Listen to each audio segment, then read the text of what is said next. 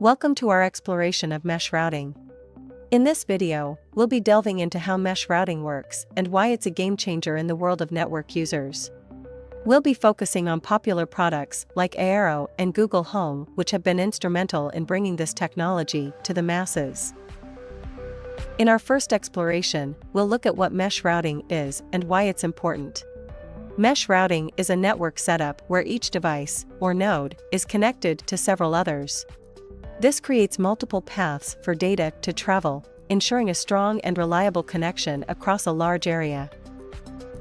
Now, let's dive into the details of Eero. Eero is a product that has made mesh routing user-friendly and accessible. It uses multiple devices to create a mesh of coverage in your home, ensuring a strong signal in every room.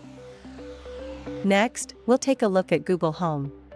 Google Home uses a similar concept, using multiple devices to create a wide network of coverage.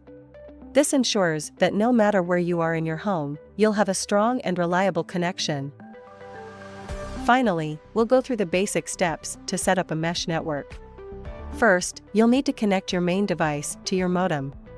Then, you'll place your other devices around your home, making sure they're within range of each other. Once they're all connected, you'll have a strong, reliable network that covers your entire home.